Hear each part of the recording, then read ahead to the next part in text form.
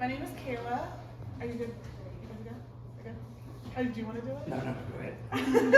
No, need some mics. Are you good? Can everyone hear us if we're speaking like this? Okay. Yeah, Okay. I think so. Awesome. Fantastic. Hi, everyone. I'm Kayla. I use she and they pronouns. I am a part of the staff collective here at Making Worlds, so welcome to our beautiful space. Is this all of y'all's first time, second time, third time? I see a lot of head nods. First time, fantastic.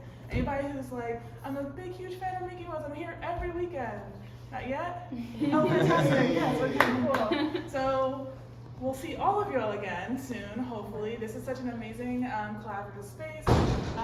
We are a bookstop and social center, and also a nonprofit co-op, worker co-op as well. So we share responsibility here in this space. We've been open for a couple of years now, on and off because, pandemic, fun things like that. But we really try to provide space and hold events that really align with our mission, vision, and values. So great topics about decolonizing museums and self-care. It super aligns with a lot of our values that we practice here in this in our bookshop.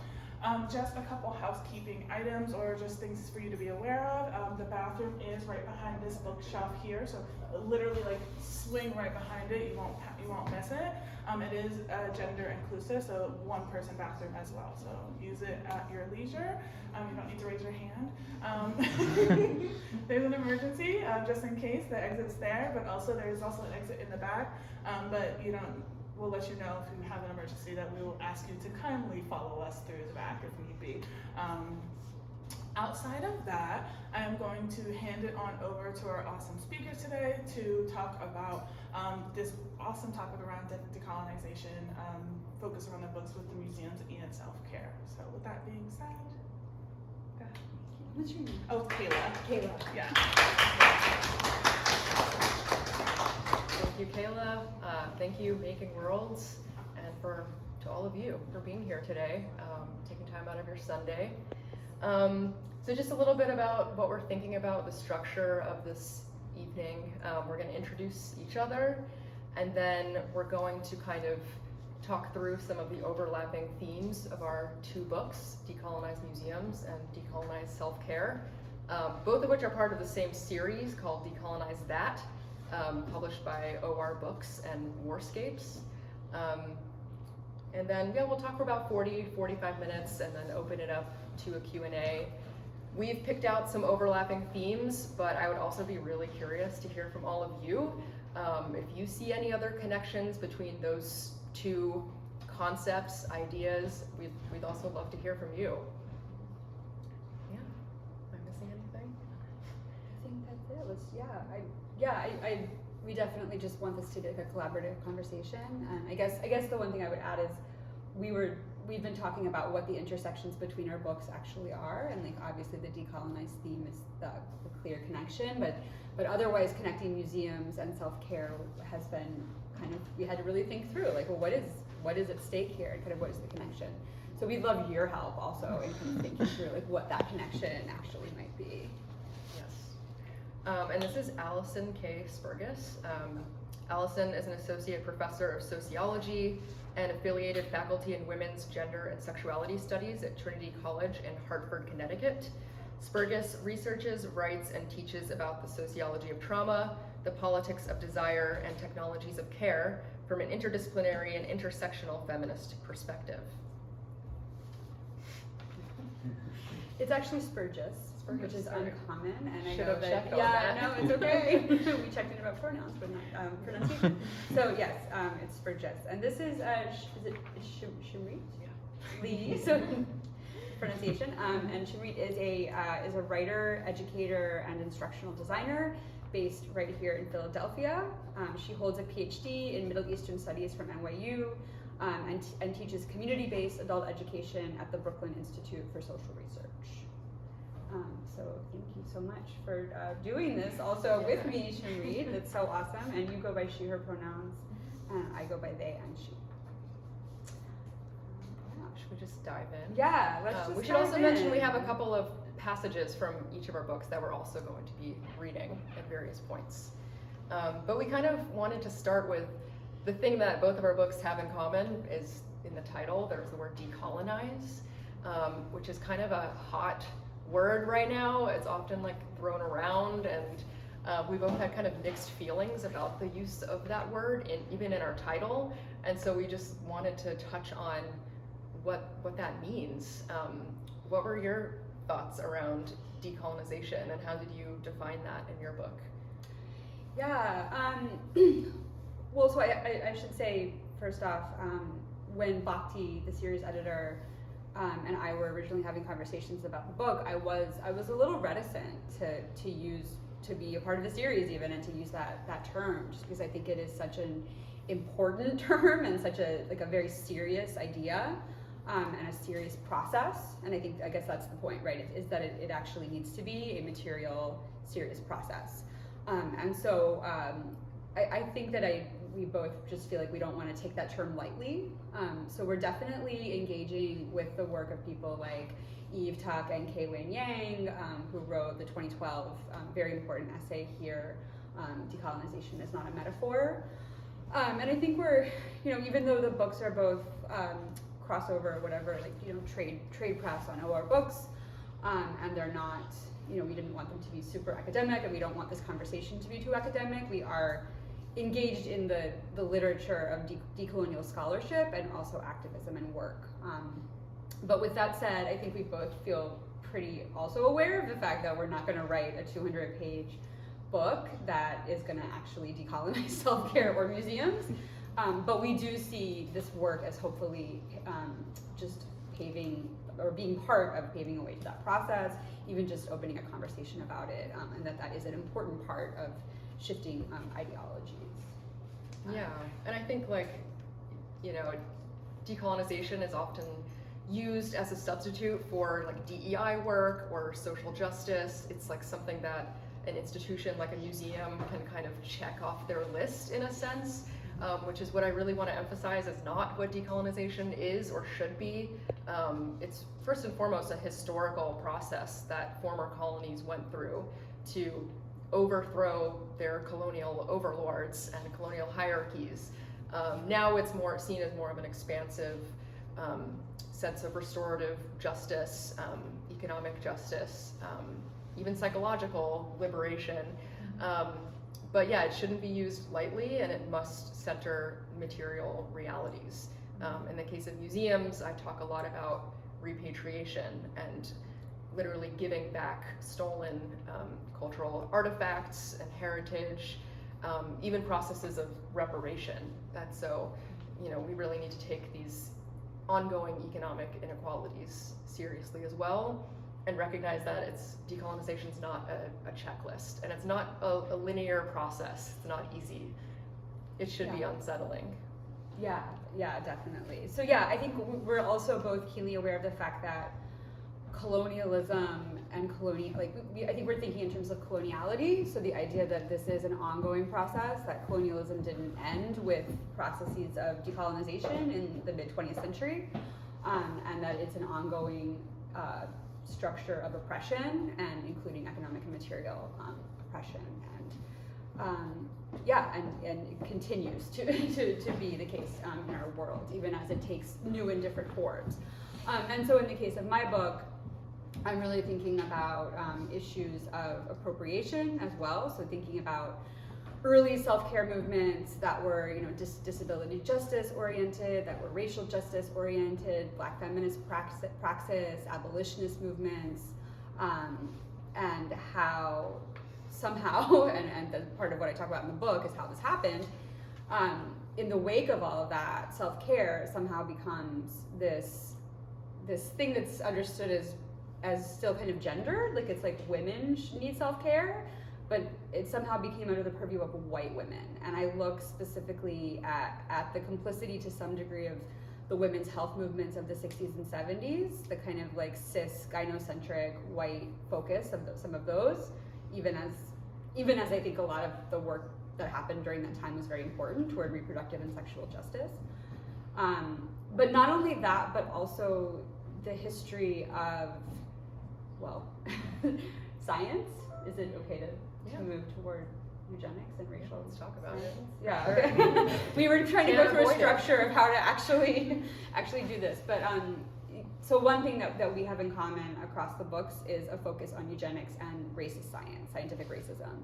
And so in the case of my book, also thinking not only about the appropriation of kind of self-care rhetoric and justice-seeking structures around that, the kind of appropriation, but by, in many cases, white women, and kind of just the marketing of that, but also the complicity of scientific narratives. So, and in my case, about how sexual difference, how ideas about the gender binary are very white, right? So there was this idea that as civilizations became more civilized, like quite literally, that sexual difference would become more stark, and that there would be more gender difference, like in so-called more civilized or evolved societies. And so I think alongside that, white women, and especially upper class, elite, or middle class white women, were kind of understood as like needing self-care more, like maybe they were understood as like being kind of like frail, or like just in need of like caring for themselves. So there's a lot there about the science, but then also about like managing the home, like this kind of figure of a white housewife who, even though wasn't responsible for all of like the hardest work necessarily, was understood as like kind of managing the home, and in that sense needed to kind of like recover. So just, I don't want to say too much, but these are the kind of different strands, like kind of just thinking of how did this appropriation of self-care and this kind of branding of self-care as feminine, yet kind of secretly hidden, like kind of white class privileged feminine, how did that actually happen? And then what's the situation today, like with the actual kind of self-care industry, which is the focus of the book as well. So it was a lot, but No, hopefully there's an entree into some stuff that, Yeah, it's definitely a very dark strand that runs through both of our topics. And it's something that like the modern operators of these institutions today would like to bury and not talk about. In the case of museums, I can give you just a brief kind of history of how racial science has woven its way through museum structures, through funding, through curatorial processes. And we have some slides for you. So kind of early iteration of what we now know as a museum, cabinets of curiosities, where you had 18th century collectors and naturalists gathering up things from all corners of the globe, especially natural history, natural science, and arranging them, classifying them. This today, the Enlightenment Gallery of the British Museum, was the original cabinet of curiosity of this guy, Hans Sloane. For those of you who don't know, this guy was able to amass his cabinet of curiosities, and as well as his fortune, because he was married to an heiress of a Jamaican slave plantation. And so the things that he collected, you know, he was able to do so because of the reach of the Atlantic slave trade and the reach of the global British Empire. Here you have, after the Black Lives Matter movement in 2020, this bust was moved into a glass display case and given a little bit more context. And so funding is definitely tied with the history of slavery and racial capitalism. And you also have curatorial techniques that were developed in places like World's Fairs and expositions all over the world, where kind of nations were put on display and ranked from most progressive, most civilized to least civilized. And you had non-Europeans kind of put on display. You might have heard of Sarah Bartman, also known by her stage name Hottentot Venus, who was a First Nations woman from South Africa and was kind of paraded around Europe to be gawked at because of her non-standard body type. And her human remains were actually placed in a museum in France upon her death and studied. And so the reason I'm kind of mentioning this really dark and disgusting history is because we still see this sort of logic in museums today, the natural history approach, this is the Pitt Rivers Museum in Oxford, where various stolen cultural items from around the world are also organized in this evolutionary way, putting cultures on a yardstick from least civilized to most civilized, as well as contextualism, which was a technique developed by Franz Boas, the father of American modern anthropology, who thought that by kind of staging or simulating non-European cultures in their so-called natural environment, that was the best way to study them. And so you have the result, which is dioramas like this at the American Museum of Natural History. And obviously you don't see any European people, white people on display like this. So you're automatically kind of creating that distance, as if these people just exist in the past, as if they're frozen in time. Here's another diorama. This one was given also some context a few years ago, but we can kind of talk about that later. But I just kind of wanted to give you just an overview of how colonialism has been rooted in the modern museum as we know it today.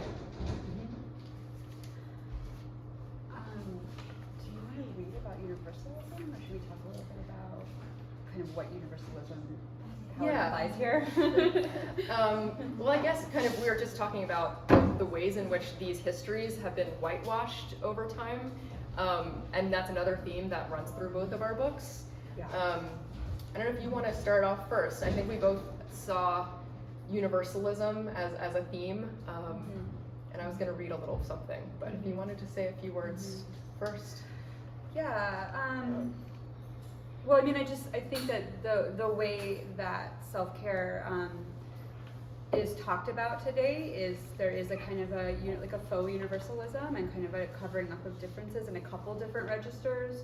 I mean, one is the way that it's gendered, but with no attention to race or class or location. So just the idea that, like, in a lot of what I look at, there's this rhetoric of like, women today are overworked and women multitask too much, and it's affecting women negatively. Like, it might affect their sexual desire, it might make them feel disconnected, it might make them also like not as good at taking care of their families or being like good mothers or partners or citizens, like feminine citizens. but it's a real whitewashing, right? There's like no kind of consideration of the actual like very different circumstances of the people we call women or people who are feminized across the globe, who are treated really differently in terms of overwork, right? And like what that even means, like even that concept. So I think that's how it comes up the most clearly in my book, is that this kind of universal figure of the woman in need of self-care. And a lot of what I look at in the book is like case studies of like that framing of this overworked woman who like needs a massage or a bath or like some lavender oil or something, you know, which is obviously such a like a terrible, terrible whitewashing and essentializing and universalizing. Yeah, and I think it relates to what I was just talking about with Sarah Baartman too. Yeah. And kind of that gendered way of dehumanization. And the flip side of that is like, what kind of woman deserves care versus what kind of woman will be put in a museum upon her death, right? Like, these are really real differences of power. Yeah, that are deeply rooted in colonialism and colonial science, and then also just the material processes of colonialism. And in your book, I just always think about just the complicity of the museum, or the way that the museum not only kind of perpetuates the ideology of the racist science and the eugenics, but also then like literally brings these things together. So it's both the material kind of political economy of it that you get into, but then also how ideologies are perpetuated, like kind of all in the same broad strokes. Yeah, definitely. And where universalism shows up quite a lot in my book. I think in the passage that I'm going to read from, I'm speaking of it as an excuse, again, that museums often make against repatriation claims. And specifically in this passage, I reference the Benin bronzes, which are thousands of royal and sacred objects that British troops looted from present-day Nigeria in 1897 from the palace of the Oba, which was the ruler of the kingdom of Benin. And these are scattered all over the world. Many have been returned, but there are thousands more that have not been returned. And yeah, museums like to claim that universalism as an excuse. So I will read you a short passage. Okay, and there are some hard names in here, so bear with me. Okay, the fallacy of the Universal Museum. Many proponents of repatriation claim that certain objects qualify as cultural patrimony, the property and product of a culture. The tight link between cultural patrimony and cultural identity, they argue, renders such property inalienable or non-transferable. Opponents of repatriation fundamentally reject this idea. Ghanaian-American scholar Kwame Anthony Appiah, for example, rejects the notion of cultural patrimony on the grounds that such claims are the product of a relatively new phenomenon, nationalism. Much of what is considered cultural patrimony was made by members of societies that no longer exist. These objects, Appiah argues, should not be considered the property of modern nation states, but rather that of humankind. He urges poor countries to drop repatriation claims and instead allow Western museums to be the guardians of what he calls the cosmopolitan enterprise of cross-cultural understanding. Like the Sistine Chapel and the Great Wall of China, he insists, the Benin bronzes should belong to the world. This is an oft-cited defense against the return of looted objects. Neil McGregor, the former director of the British Museum, has claimed that the Parthenon sculptures are a part of the heritage of all mankind, rather than the cultural property of Greece. He described the British Museum as a museum of the world for the world, a sentiment repeated by the museum's current director, Hartwig Fischer, who described the institution as one of the few so-called encyclopedic museums. The museum's job, Fischer says, is to take the long view, to observe the whole of human history. Therefore, returning the Elgin marbles to Greece is, in his view, out of the question. For Tristram Hunt, director of Britain's Victoria and Albert Museum, the acquisition of objects by Western museums serves to communicate a nuanced understanding of empire, one that emphasizes the cosmopolitanism and hybridity brought by the mixing of cultures. In a 2019 article for The Guardian, he argued against the return of the collection's Magdala crown to its original home in Ethiopia, because to decolonize is to decontextualize. This view of the museum is widespread. In 2002, 18 major museums, including the Met, the Getty, and the British Museum, signed onto a declaration on the importance and value of universal museums. The text declares that knowledge should be prized above nationalism, and that museums serve not just the citizens of one nation, but the people of every nation. Never mind that all of the museum signatories were located in the Northern Hemisphere, with almost all holding onto material from the sacking of Benin City. As soon as the declaration was issued, it faced a barrage of criticism. Kwame Apuko described it as a pitiful attempt by Western powers to proclaim immunity from repatriation claims. Jeffrey Lewis, then chairman of the ICOM Ethics Committee, called it a statement of self-interest made by a group representing some of the world's richest museums. And philosophers Tapua R. Mubaya and Mudiazari Mawaire identified it as a tool for naked diplomacy used to evade the topic of repatriation altogether and legitimize the continued exploitation of African cultural property. Considering that universal museums are based exclusively in Europe and America, they argue, the majority of the world's people, especially those in the global south who have been alienated from their cultural property, don't actually benefit. In defending the British Museum's unwillingness to return the Benin bronzes to Nigeria, Chris Spring, the former curator of the museum's Africa galleries, went so far as to argue that, quote, London is a global African city, arguably the biggest African city in the world. While it may be true that London is one of the most ethnically diverse cities in the world and home to many African immigrants, the museum's board of trustees is overwhelmingly white, wealthy, and male. Museum audiences are also largely white. In the UK in 2018, 51.1% of white people had visited a museum or gallery, compared with only 33.5% of Black people and 43.7% of Asian people. I'm almost done. The harmful impact of the concept of universal heritage goes beyond the historical evasion of repatriation claims by Western museums. it is also tied to contemporary political dynamics. In his book, The Brutish Museums, Dan Hicks contends that it is no coincidence that the Declaration gained coherence during the build-up to the Iraq War. Alongside grand ideas of democracy and women's rights, liberal values of multiculturalism and global exchange were wielded by the Bush administration as justification for the so-called War on Terror. Just as the sacking and looting of Benin City had been driven by Enlightenment ideas of encyclopedic knowledge production, the invasion of Baghdad was framed as a liberal project, one that would help realize Bush's vision of a new world order.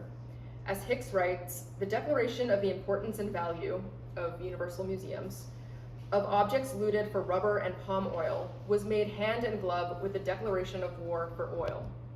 Decolonizing the museum involves recognizing the myth of universalism as a weapon that has been loaded and reloaded across time and space.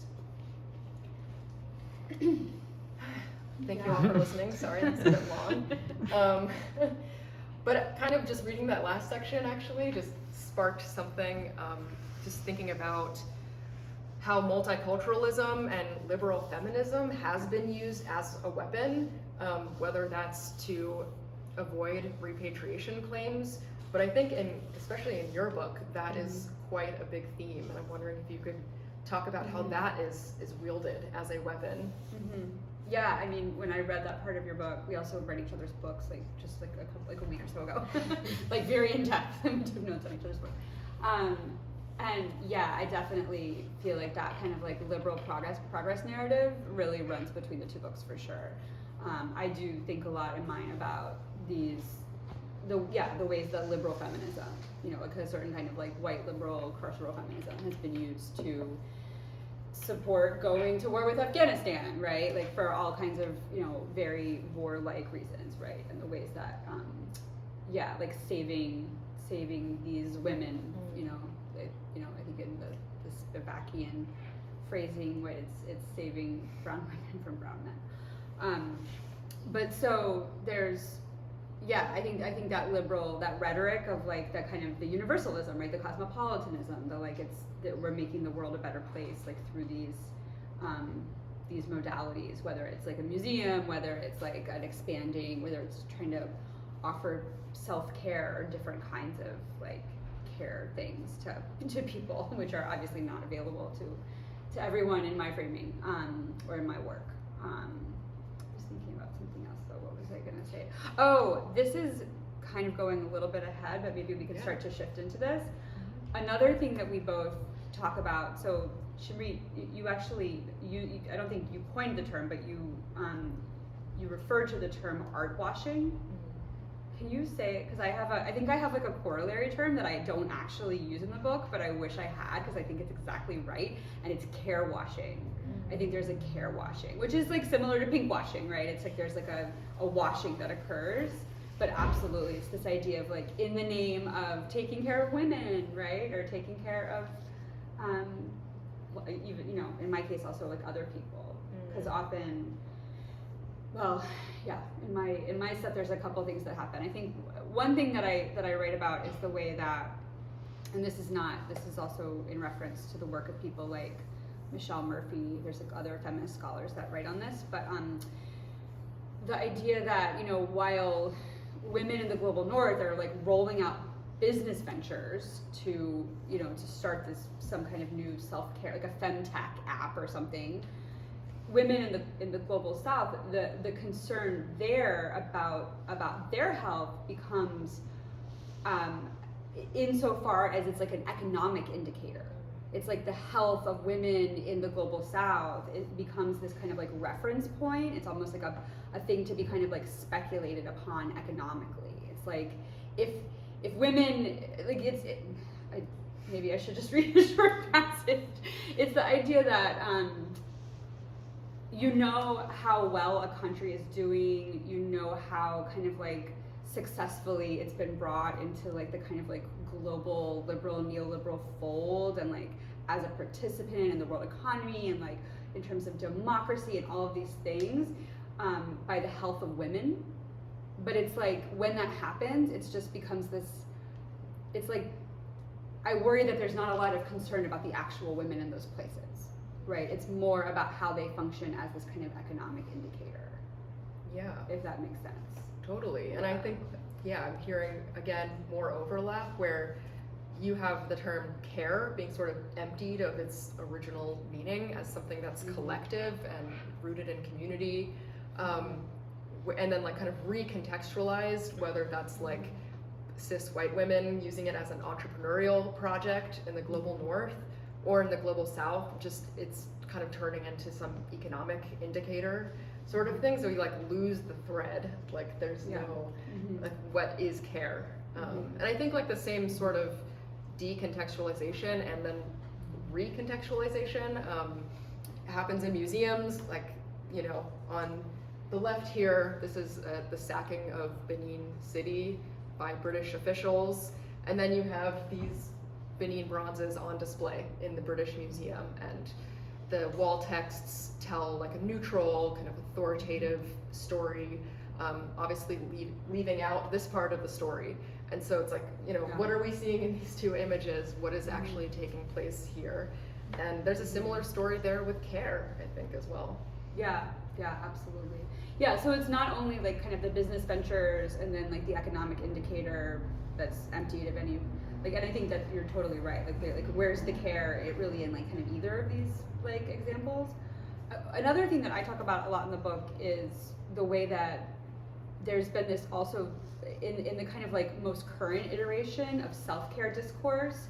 There's this way that like in this self-care moment, it's almost like being involved in like doing volunteer work or doing some kind of like, you know, any kind of marginally social justice oriented work is good because it's good for you. Like it's good for you. It's like it becomes like a self-help thing.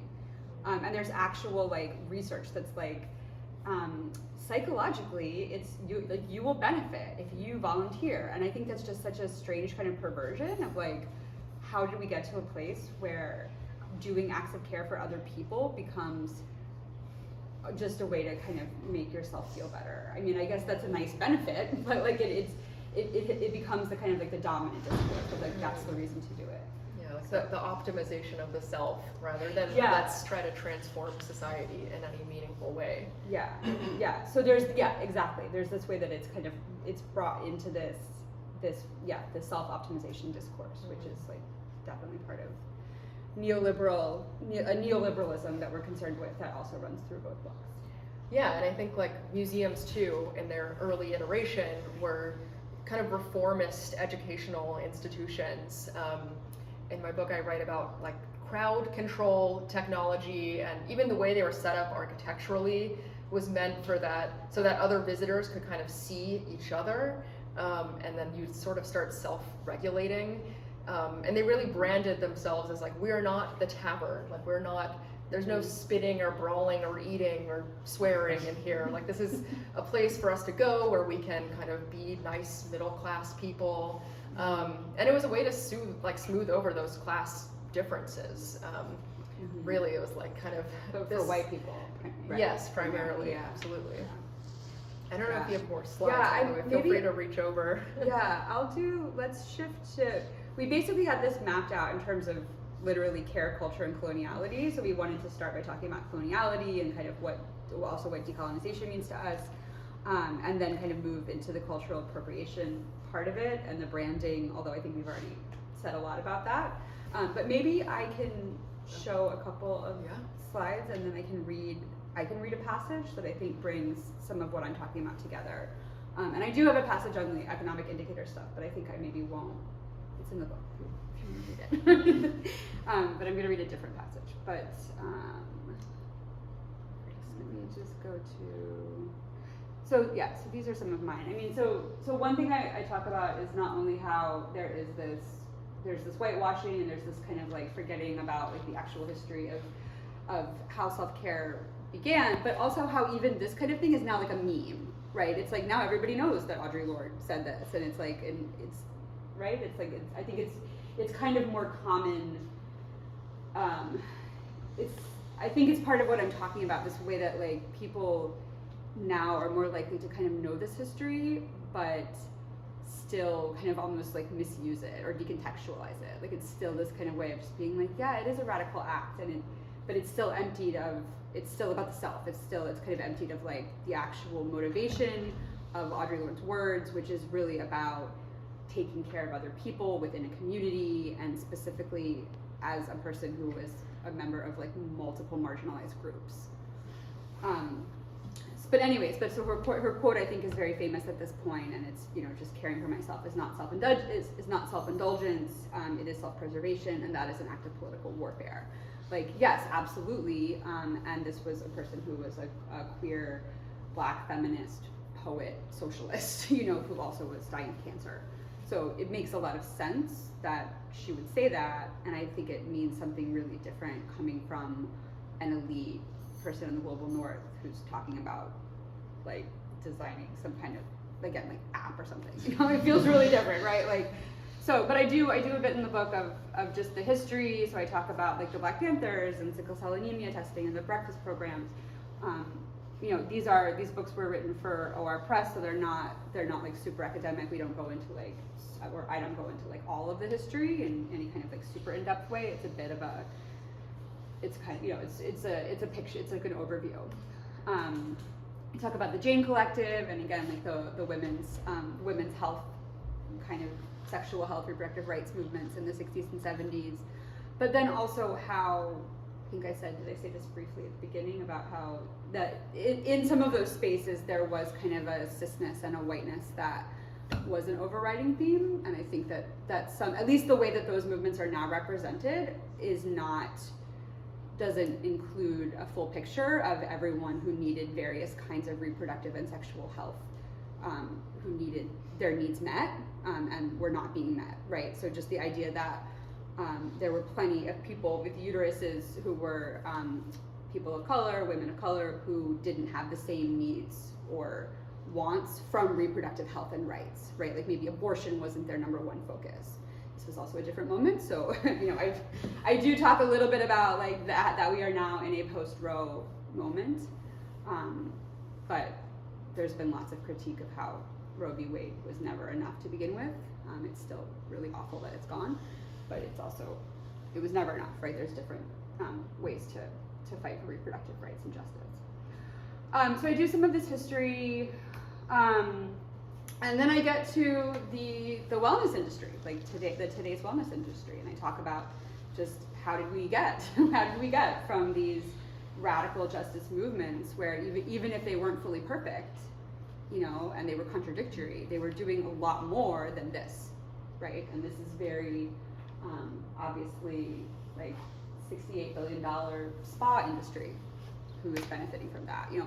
And there's also a really real political, economic, globalization, geographical issue that I think connects our work there, where it's like those spas happen in a place, right? In a real place, where then there's a tourist industry, right? There's people that kind of have to go to work in those spaces who, and that's the paradox, right? It's like, so people who are wealthy can go, and a lot of women can go and like do this thing to take care of themselves, and then women in those actual places are like working themselves to the bone and don't get to obviously benefit from those forms of care. So some of it is that just kind of basic kind of overview of the global wellness economy. This is just a picture of a lady with the face mask on. You know, this is the kind of stuff that you might see if you like Google self-care today, like, you know, some kind of like vapid tropes, right? Some like self-care is not selfish, you must fill your own cup before you can pour into others. Like, absolutely, of course, but you know, but who are we talking about? And who? I mean, I think the way that I end the book, and I think that this is also a common thread, is to say we need to think about the fact that people do need different amounts of care, and like we have to proceed from that point. We have to take that seriously. We have to kind of de-universalize in that way. This is a mindful lady. So on this note, actually, I'll read a passage, and then I can kick it back to you.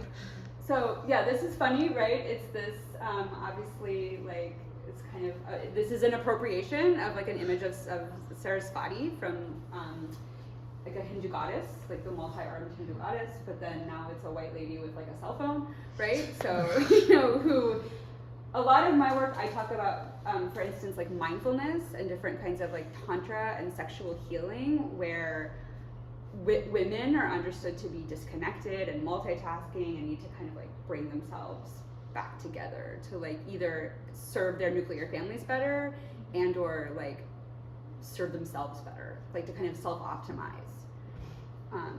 So this is a yoni, a jade egg. This is the kind of like tantra and stuff in the industry. And this is Nicole Dedone. So this is, I'll just read this passage quickly. But so this is an older thing, and some of you may have heard of this, but this is Nicole Dedone, who in the early 2000s started to get involved with what she eventually started to call orgasmic meditation, or OM, and she began this group called One Taste. Well, I'll read the passage. So there are innumerable examples of extremely profitable companies today that focus on women, that target women's sexuality and desire, and which emphasize the importance of female sexual empowerment. Being sexually empowered and having good sex are subtly positioned as feminine responsibilities or duties toward conviviality, generosity, and hospitality, including to oneself.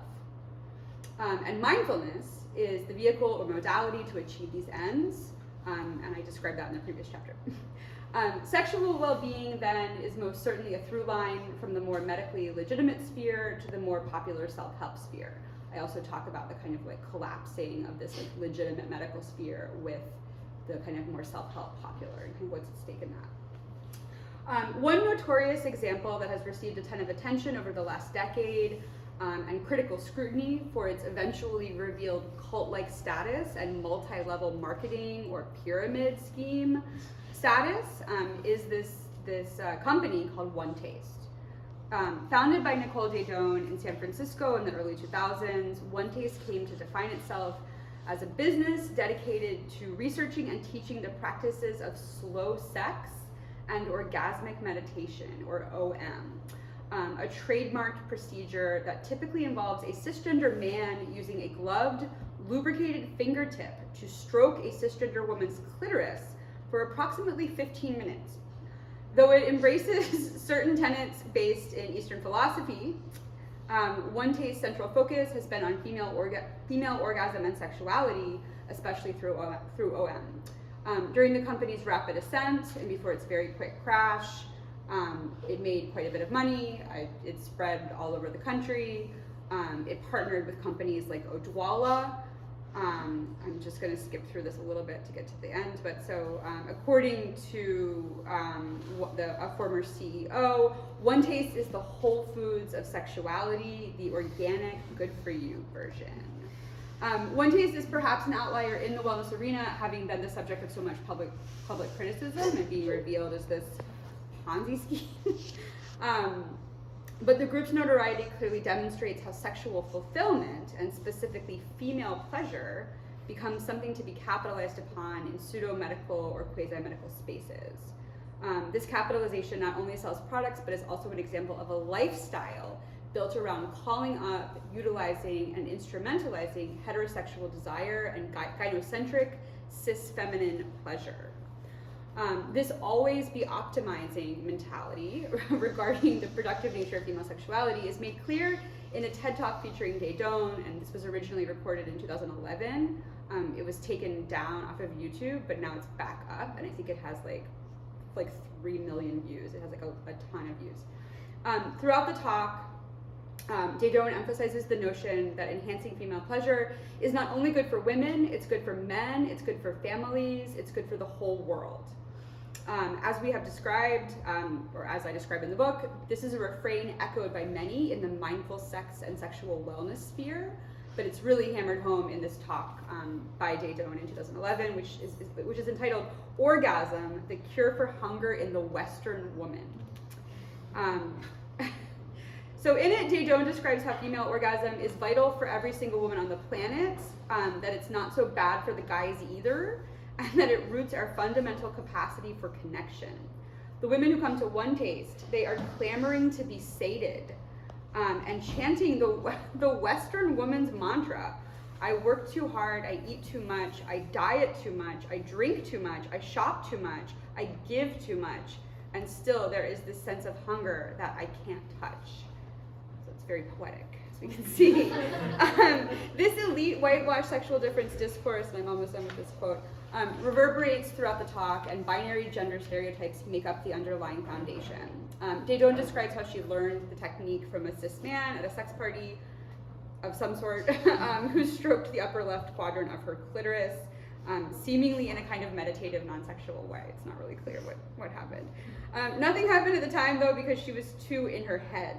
But the whole experience made her cry, she says, and this man made something begin to thaw in her because she had never been looked at or felt that kind of compassion in that area before. Again, this is a common refrain across discourses, that the modern woman is too stressed out and too busy multitasking to be able to connect with her own natural, free-flowing, physiological sexual arousal. She might even be evolutionarily mind-body discordant, which I write about in my other book and other places. But sexual pleasure is her birthright, and pursuing it is an integral form of self-care. She deserves maximum sexual awesomeness. Decolonize ends the talk by describing how female pleasure will save the planet. The Dalai Lama has said that it will be the Western woman who changes the world. Apparently he said that before he did all the other gnarly stuff. She acknowledges that this is a controversial statement because it presumes that Western women are above other women in terms of changing the world. Decolonize, however, has a different issue with it. She thinks that it will be turned on women around the world and those who dare to stroke us, who will actually change the world by feeding this desire for connection that we all have. And so here we have a blueprint for how sexual pleasure will heal women, men, and possibly the earth itself. So I think that's an example of, well, I think it does connect to things in your work too. It's a lot, but like, just the branding and the kind of the universalizing, Yeah, I learned a lot, obviously, from this book, and as you can just get a little taste of how fun and horrifying it is, It's fun and horrifying. really recommend it. But yeah, I'm kind of struck by like taking maybe a morsel of something from like Eastern culture and then completely like twisting it into something else that can be sold and like commodified, which is really fascinating. And I think, yeah, like the branding stuff, you know, you're saying like the wellness industry. I think there's definitely there is a museum industry as well that I talk about, and we've also talked about how like the landscape of neoliberalism has really informed both of these industries. In the museum world, for example, I don't know where all these slides are a bit mixed up, but you have something like, you know, nation branding and how governments around the world use museums as a way of garnering tourism and cultural capital. So like Abu Dhabi, for example, known for the Louvre, built by, you know, you get your star architect to come in, create this beautiful building, and it's really geopolitical, like the French kind of stamp their name on the Louvre. In return, the crown prince gets to say like we're cosmopolitan, secular space for art and culture. Meanwhile, buildings like this, as well as the Guggenheim in Abu Dhabi, have come under fire because of their treatment of the workers who built these spaces, who are mostly from Southeast Asia, migrant workers who are treated horribly. Many have died in the process of constructing these buildings. This is a billboard on Saadiyat Island, literally translates to Happiness Island. It's also where NYU in Abu Dhabi is located. You have activists drawing attention to this hypocrisy of labor abuses. The Gulf Ultra Luxury Faction, or Gulf, staging actions in the atrium of the Guggenheim in New York. And hold on, I'll come back to that later. But also, yeah, Guggenheim in Bilbao, Spain is sort of an example of urban regeneration projects and how cities kind of use museums as a way of urban regeneration or gentrification. We kind of talked about this, how like yoga studios and like museums kind of pop up in these areas and contribute to displacement of people, processes of gentrification. And the same is true of the Guggenheim here, whereas many other cities actually kind of rejected the Guggenheim. Like Brazil was supposed to have one in Rio, and they called it like Mick Guggenheim, or like the Starbucks of the art world, like thinking about how it's just become very corporatized, and like really without thinking about the impact on local communities. And do local communities want these museums? Do the museums even showcase the work of local artists? Usually not. You know, they're kind of like satellites just kind of coming in there, plopping down. And I think that's definitely true of the wellness industry too. Yeah, absolutely, yeah. I was just thinking about kind of where we are on time and kind of where we can go from here. But yeah, so definitely the appropriation, but then also, yeah, the real, again, kind of geographical, geopolitical consequences of these industries, and yeah, and exactly what you're describing, yeah. Is there anything else that we should, should we go to care? And okay, so we've talked about coloniality, Yeah. we've talked about culture, and finally we're just going to touch on care. And as a kind of way also to move back to decolonizing and think about what that would mean. What would it mean to reclaim care in not only this industry, the self-care industry, which is really obviously in my case, but maybe was not as obvious for Shimrit, but we were kind of both thinking about, well, how does that actually run through both of our projects? And then so we can kind of, we'll wrap by just talking about this, and then we'll both read a little tiny bit from our conclusions to try to kind of open that space to talk about what it would mean to reclaim care, to move past coloniality in this kind of way, or at least to kind of think about what that would look like. Yeah, so care in my book, which is a little harder to find. I mean, it's all over your book. But I was thinking about the meaning of the word curate comes from the Latin, which translates to care, to take care of. So it's really central to what museums are supposed to be doing. But in looking at the history of these museums, I discovered that many of these curatorial protocols came out of the need to conserve, to classify and organize the vast amounts of wealth and cultural artifacts that were extracted from across the global north. So it's, I think the theorist Ariella Azoulay talks about how curatorial work is kind of an acceptable profession born out of this world-destroying violence. And I think that's also wrapped up in, again, excuses against repatriation, where many museums argue we can actually care for these things. People in the global south can't care for their things, which of course also erases the fact that, for many, many years and decades, there were these communities that did have ways of caring for their own objects and artifacts. This is the site of the Cairo Geniza, which was the largest repository of medieval Jewish artifacts and documents, which was largely emptied out in the 19th century by Solomon Schechter, who was a Cambridge scholar, and kind of driven by this Egyptology craze, and also thinking like, us in Cambridge, we have the means of caring for these things, erasing the fact that these communities have been caring for these for years, for centuries. And one more thread I wanted to make too, which was, even the terms of repatriation are often very much based in Western understandings of care and conservation. This is an example here of the Ghost Dance shirt, which was recovered during the Wounded Knee massacre and was in a museum in Glasgow, Scotland, until its repatriation in the late 90s. And under the terms of repatriation, the Lakota tribal members were required to put this shirt on display as an educational artifact.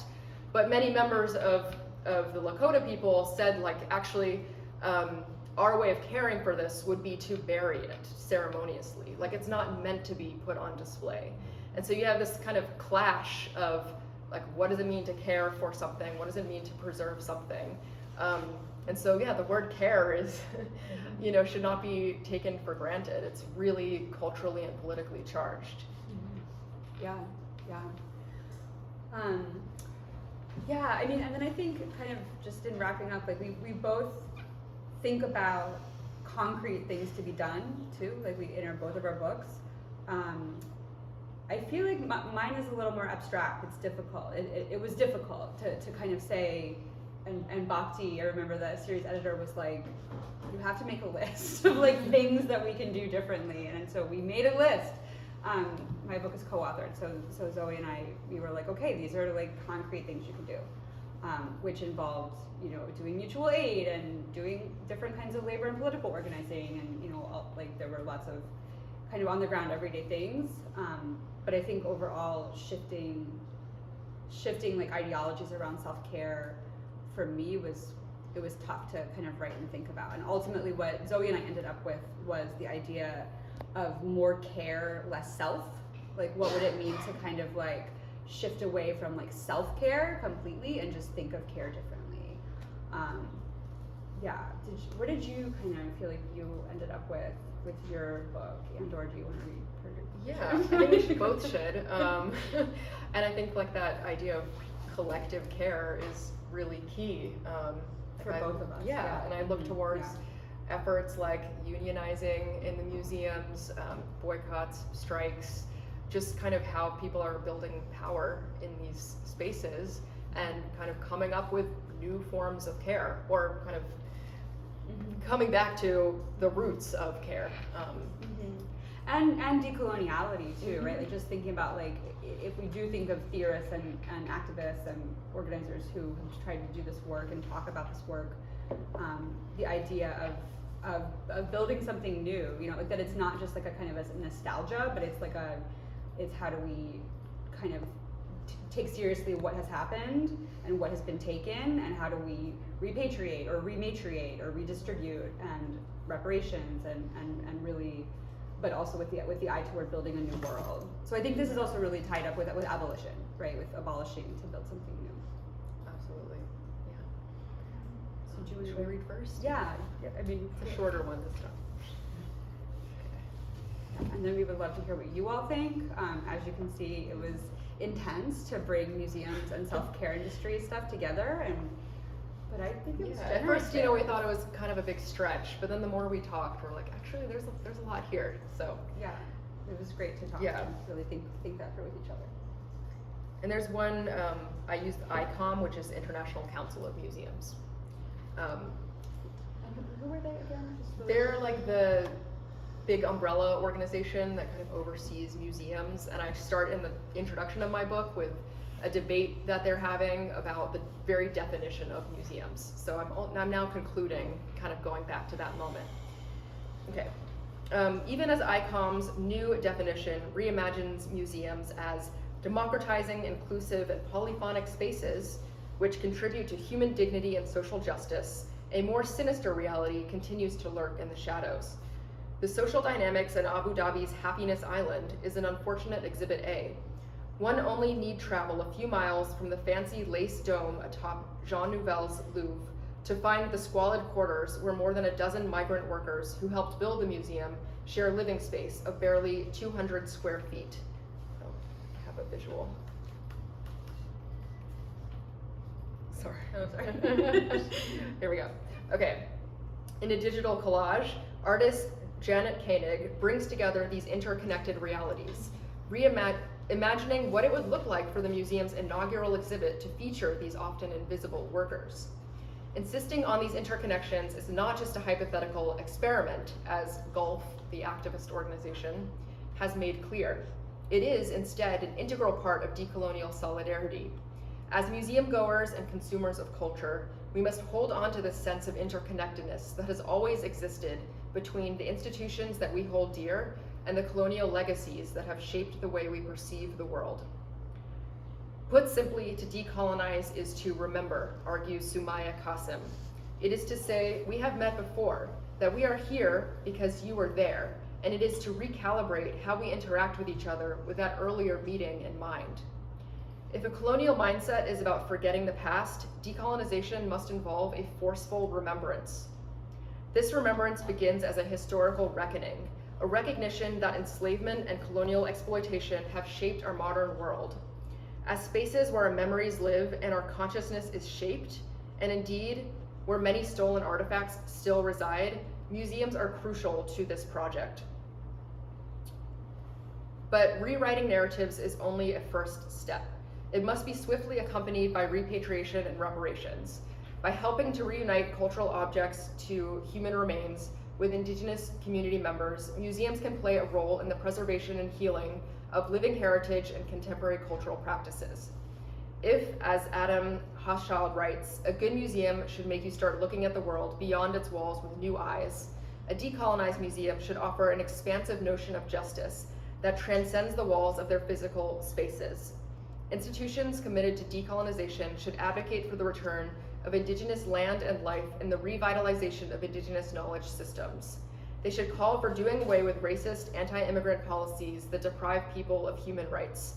And they should radically rethink the neoliberal structures that keep the global South in a state of poverty.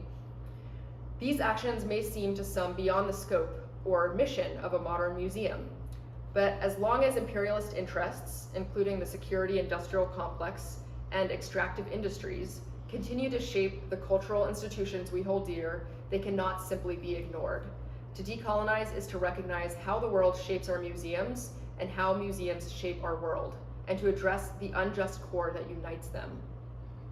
By now, we have moved well beyond the question at the center of ICOM's contentious debate surrounding the definitions of museums. Should they have an ideological perspective or present a facade of neutrality? Today, that facade is beginning to crumble. Its complete destruction is our ongoing project. Our reward for getting it right is nothing less than liberation for us all.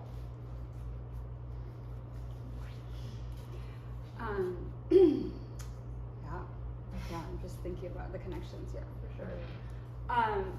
So again, I feel like we don't end our book, Zoe and I, it was difficult to we didn't want to just be like, oh, we should just go back to, to these older forms of kind of social justice movements where care was centered. Like, of course, that's important, but like that can't be the only, we are in a different moment. Like, I had a conversation with folks at Drexel on Friday about like, what about like new technologies, and like what about like the fact that we do live in this different moment of capitalism, and just like how can we care for each other with like, I don't know, not TikTok, but like, yeah, I don't know, like just like what we have available, right? And not just be nostalgic. So yeah, in our conclusion, we talk about like the kind of care washing of like Goop and like when Gwyneth Paltrow was putting on Instagram like say her name and like justice for George Floyd, and like the kind of like weird disjunctures with like things like that, like people in the actual self-care industry like claiming that Black Lives Matter, but then also not putting their money where their mouth is at all. And then we go through multiple international examples, and we talk about the disability justice movement kind of as it stands today. But I'm just going to read the very last couple of paragraphs here, where we also go back to the question of decolonization and actually just like what is that, and how has it been misused, and is there a way to think about it differently? So,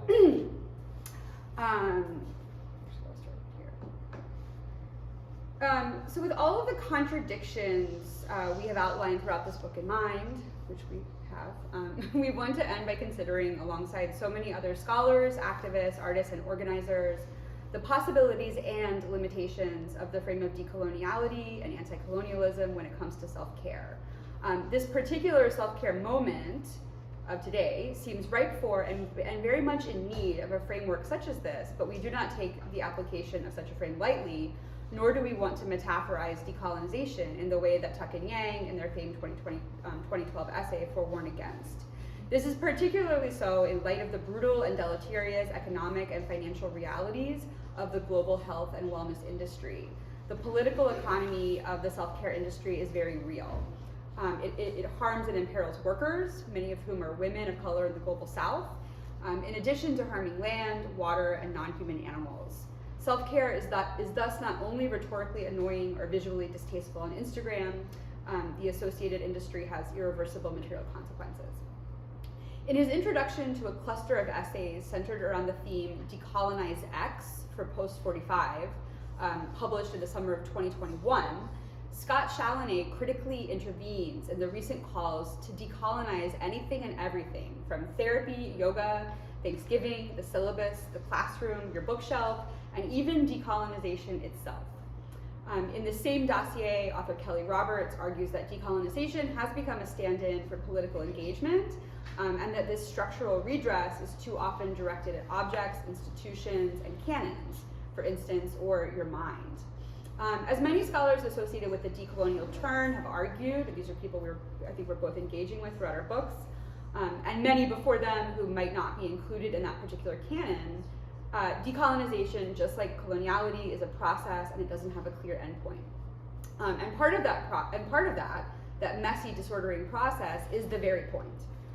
However, there are also real actors involved, and considering their unequal and uneven subjectivities, positionalities, and locations must be part of our politics of engagement, which indicates for Roberts the need to reroute our political aspirations through their historical material stakes.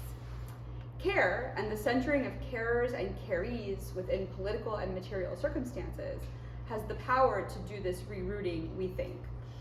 As so many Black, Brown, Indigenous, poor, disabled, queer, and trans feminists have argued, care can be fully networked and coalesced, and its reciprocal, reproductive, and revolutionary potentials are endless. Capitalism and colonialism make self-care feel necessary simply to survive, but care itself also necessarily has the power to abolish those structures of inequality. Care thus may have a decoloniality and anti-capitalism, a justice-seeking inherent within it when it is truly politically engaged and rerouted. So when considering whether or not self-care can be decolonized, as we do in this book, it might be useful to stop thinking about practicing self-care entirely, and instead think of care more broadly as a powerful act of resistance and one that is fundamentally relational and collective. And decoloniality, when put in terms of actual people doing actual things with actual different amounts of privilege, who then work to reconfigure these differentials through mutual aid, collective direct action, and comradeship, may be an important part of the alchemy required to make it through the chaos of capitalism, colonialism, and their undoing. So it's a little, still not, but we're trying, and it's a shot. We're hopefully paving some kind of path. So that's beautiful. Yeah. Thanks. So we'll end on that, right? Or what? Sorry. Well, I was wondering. I would love to hear from you all. We have about 15 minutes left. I hope that this event wasn't too disjointed. We really tried to draw out those themes, and we really tried. There are more themes too we didn't even talk about, but we kind of gave you the basics. Would love to hear any questions and comments. We welcome comments in this space. Yeah, especially for threads that perhaps you see. Would love to hear from you. Or maybe things that we did think about but that we didn't talk about. Thank you for thinking with us through this too, and listening to us try to make the connections. You did great. I know in Shimrit's book, she mentions some of the social movements that are using the language of decolonization in an effort to decolonize museums. I'm curious if there are movements that are doing similar things and using similar language when it comes to the self-care industry. When it comes to the self-care industry, yeah. That is a really good question. I spend more time in the book thinking about, I guess that was what I kind of was saying were the practical things that you talk about in a certain way that I don't think there is an exact corollary for in my stuff. I think that people like when Gwyneth Paltrow posts about justice for George Floyd, like people call her out on Instagram, right? And that there's like a kind of reaction in that way, but there's not like organized resistance as far as I know about like, you know, against Goop. The thing that I guess I would say is the closest is I do talk about this, an example of it's a terrible example. There was this I'm gonna butcher this thing called the Wing, which was this like all women's club in New York City that was like super expensive, and the founders, one of them, her name was Audrey Gelman, I forget who the other person was, and they were basically like, we're politically diverse, we love capitalism and care, like come and take care of yourselves. And there was an expose in the last couple of years where all of the people who worked there, a lot of them were women, a lot of them were women of color, not class privileged women from New York City, who basically started to like strike and also started to call attention to how messed up the whole thing was, and how it was in the name of like women's empowerment and like women having a space to kind of come together. All the women who actually worked for this organization basically took it down, and it no longer exists. And it was like made to look really terrible. Like there were like really great articles that like destroyed it. So I think that's probably the closest example. But I look at like, I mean, just terrible things. Like when you're talking about the island, the Happy Island, I write about, there's like an island called Super She Island that was like marketed to like women coming together to like roam free across the island, which is just like the most ridiculous thing. I don't know if it still exists, but I would hope that people who have access to that island will like take it down, like take down whatever's happening on that. But no, the corollaries are not quite, they're not there in quite the same way. I think maybe in like, there's a growing movement for decolonized yoga, which I see. Oh, that's a good, yeah. I mean, self-care is big, and there's like a lot of different things, but we talked about how like we're both trained yoga teachers, and like we both follow these things, and I think at least in my corner of the internet, that is a growing conversation. Maybe not to the same extent as museums, but kind of going back to like, okay, well, what are the roots of this practice? Like, how is this practice so white? And like even using words like namaste, which literally just means hello in Hindi, you know, to kind of open a class where it's kind of seen as something else here.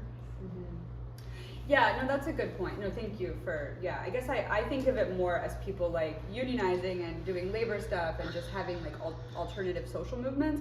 But it is true that there is like the decolonized yoga, and there's a like Third Root collective in Brooklyn. So also people like groups of people who are like, no, we want to give people massages and maybe do yoga, maybe Pilates, or you know, whatever people want to do. But is there a way to do it that is really taking seriously the kinds of ideologies that are being perpetuated in the space, and kind of what's being appropriated or not, and also gentrification?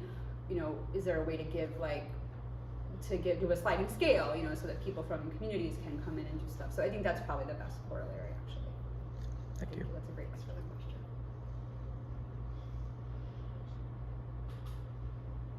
Any other questions? I'll ask a question. First off, thanks to both of you for your talks and for this event. My question is more for Shimrit, though. I was really struck when you were reading in the passage about the defenses of universalism and the weird, like, twisted logic of it. But I wanted to ask you, it prompted a question for me about what is the connection between repatriation and nationalism. And I'm just very curious to hear your thoughts about how those two things are connected, and if, like, does repatriation in some way, like, reify nationalism, or it raised a bunch of questions for me, so I'm curious to hear your thoughts on how those are connected. That's a really good question, and I think you know, it kind of weaves its way through my book, because I think, you know, it can be used sort of as a tool depending on like who's using it, and in like defense of universalism, you have people who are like, oh, this is just old school nationalism, like we can't, you know, the Benin people, the kingdom of Benin doesn't exist anymore, therefore this now belongs to humankind, kind of thing. Whereas you have also, you know, museums in the global south, which I also talk about too, saying like, we deserve our own national culture and we have a right to our national heritage. You have like the 1969 Pan-African Cultural Manifesto saying like, African youth deserve to know the richness of their history. And that is legitimate, I think. I also talk about something, you know, the Palestinian Museum and kind of what do you do with a museum that doesn't exist on a recognized state? Kind of who has access to that culture and, you know, who deserves that?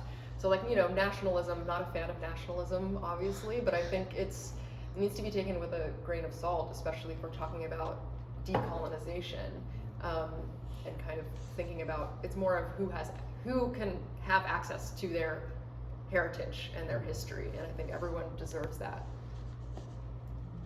But I'm going to be thinking more about your question. Thank you. Yeah. And, I mean, and there's a way, I mean, because I thought about the exact same question when I was reading your book. Because it's kind of, there's like a way that some of this is like, it's like weaponized. Like, it's like the people who would be like, it's just about national, they don't care about that in other contexts, you know, like they just want to use it against, I just think it's like a way of, like I was thinking about the example, and I won't be able to remember the acronym or like who it was, but like when in certain indigenous folks who wanted to reclaim objects and things and pieces of art had to be able to say that they were part of a very specific group or like had to kind of claim a national heritage in order.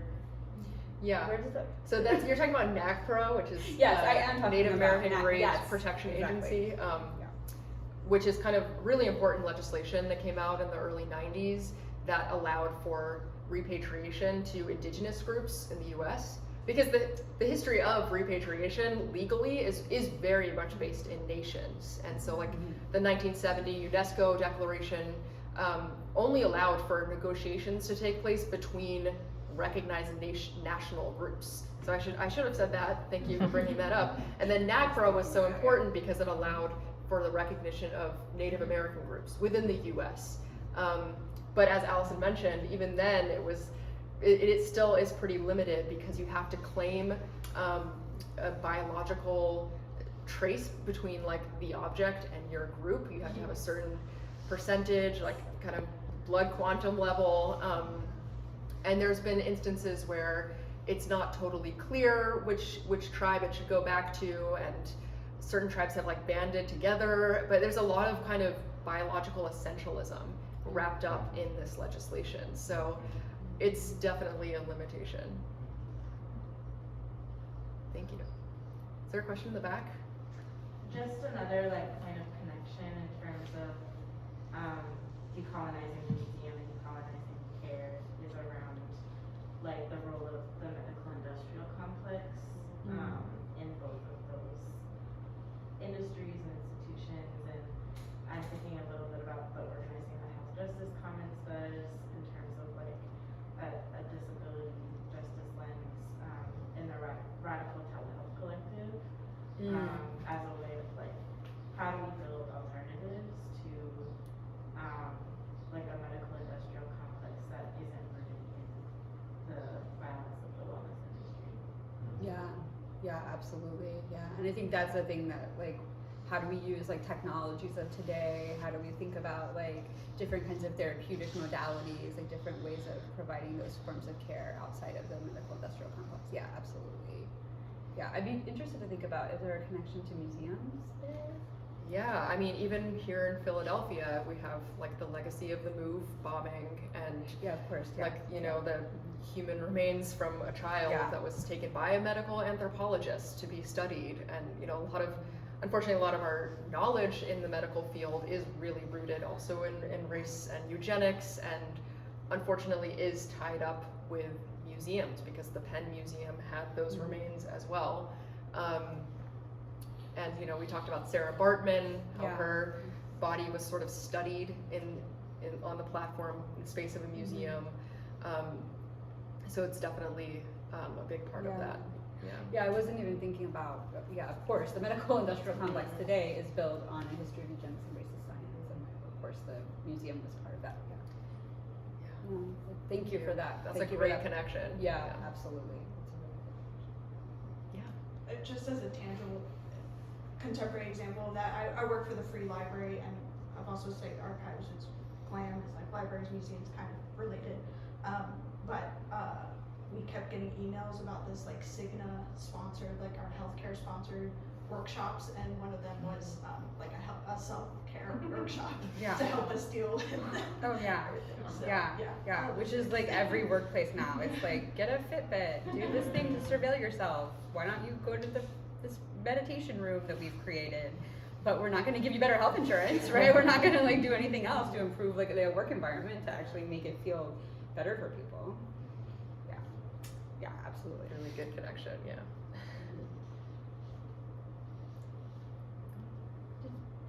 If you have time for one last thought, thank you for the talk. It was so interesting and rich and fun. And this is just another provocation to deepen the commitment to the vision for the future.